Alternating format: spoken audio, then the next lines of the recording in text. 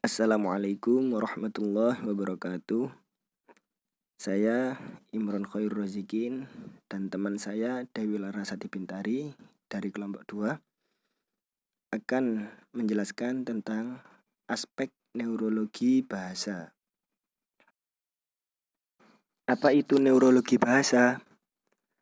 Neurologi bahasa atau neurolinguistik adalah ilmu tentang hubungan antara bahasa dan saraf otak. Dalam pengertian lain, neurologi bahasa atau neurolinguistik adalah studi yang memusatkan perhatian pada dasar-dasar biologis bahasa dan peralatan-peralatan otak yang mendasari pemerolehan dan penggunaan bahasa. Kemudian, struktur, fungsi, dan pertumbuhan otak. Yang pertama yakni struktur otak. Otak adalah salah satu komponen dalam sistem susunan saraf manusia. Terdapat komponen lain, yakni medula spinalis dan saraf tepi.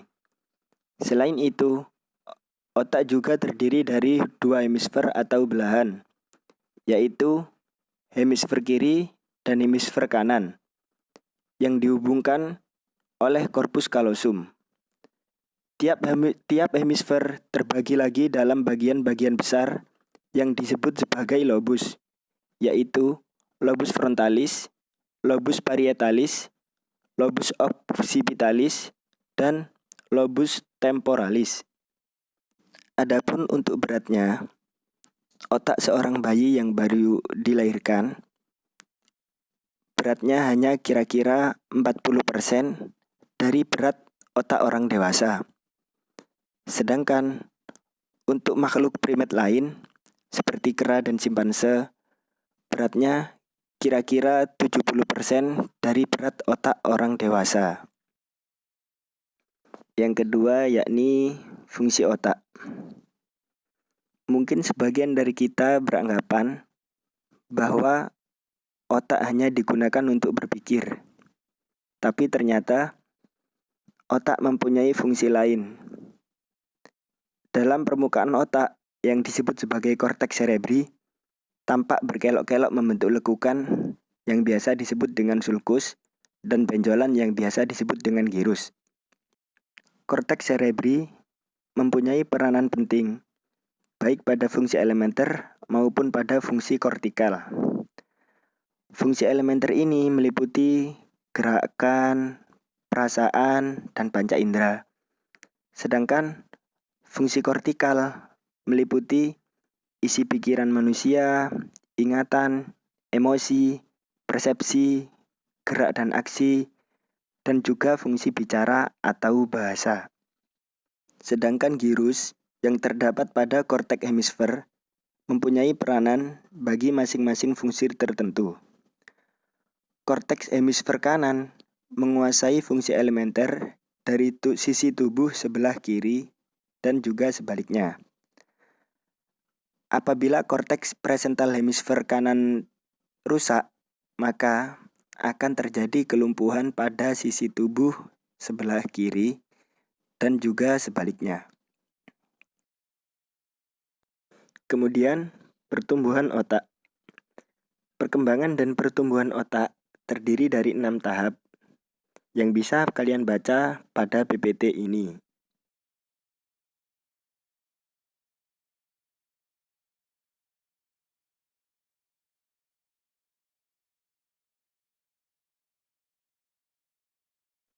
Kemudian, fungsi kebahasaan otak.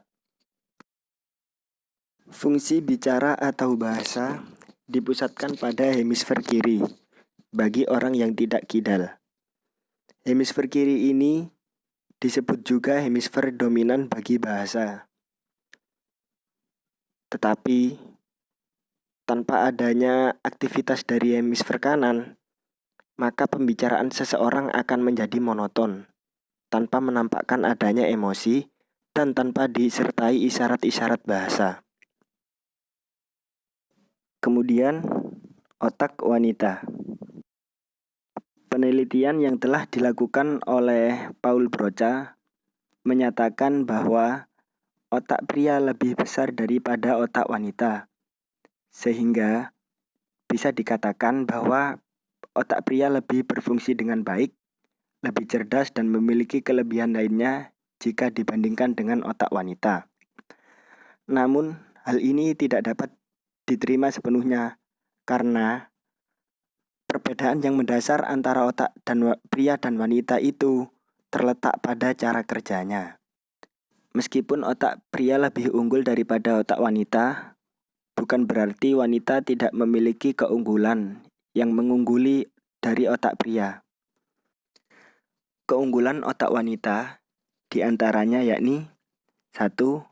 Otak wanita lebih seimbang.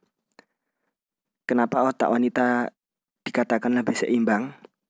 Karena ketika wanita menanggapi suatu hal, maka wanita tidak hanya menggunakan otaknya saja, tetapi wanita juga menggunakan bagian yang dinamakan dengan inteligensi emosional atau biasa disebut dengan perasaan. Berbeda halnya dengan laki-laki yang lebih sering menggunakan otaknya saja. Mungkin keunggulan otak wanita yang kedua yakni otak wanita lebih tajam. Menurut Dr. Thomas Crook dan sejumlah ahli, setelah melakukan pengujian indera pada 50.000 wanita dari berbagai negara bagian Amerika Serikat, menemukan fakta bahwa wanita lebih banyak mengingat detail, asosiasi, dan pengalaman pribadinya dibandingkan dengan pria. Jika kalian tidak percaya dengan fakta ini, maka bisa kalian coba untuk kaum laki-laki. Coba berikan sebuah janji manis kepada seorang wanita. Nah, ketika Anda mengingkari janji tersebut, maka wanita akan ingat detail ketika Anda mengucapkan janji-janji tersebut. Kalau tidak percaya, coba kalian buktikan sendiri. Dan keunggulan otak wanita yang ketiga yakni otak wanita lebih selektif dan lebih awet daripada otak laki-laki. Peningkatan kemampuan otak. Untuk meningkatkan kemampuan otak, sebenarnya banyak cara yang dapat digunakan untuk meningkatkan kemampuannya. Nah, di antaranya, menurut Diane Alexander, langkah pertama yang harus dilakukan untuk mengubah kebiasaan itu adalah ketika membaca. Cobalah membaca dengan runtut dari samping kiri ke kanan halaman dan mengikutinya dari kata per kata, kalimat per kalimat, baris ke baris. Jangan dilakukan secara zigzag. Mata juga harus dibiasakan untuk mengikuti rute ini secara tertib. Pemberahasaan hewan. Bukan manusia saja yang mempunyai otak, tetapi hewan juga mempunyai otak. Seperti yang sudah sedikit disinggung di awal tadi, bahwasanya berat otak hewan, simpanse dan kera itu 70% dari otak orang dewasa. Nah, tetapi inti perbedaannya bukan di situ, melainkan perbedaan pada fungsinya.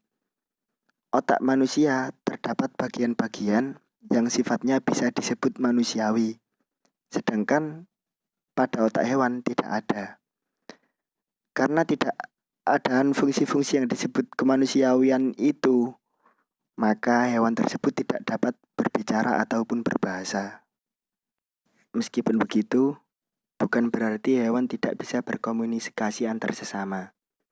Hewan juga bisa berkomunikasi antar sesama, melainkan cara berkomunikasi mereka dengan cara berkomunikasi kita itu berbeda. Sekian presentasi dari kelompok kami. Apabila ada salah kata, saya, perwakilan dari kelompok 2, mohon maaf sebesar-besarnya. Sekian dan terima kasih. Semoga bermanfaat. Wassalamualaikum warahmatullahi wabarakatuh.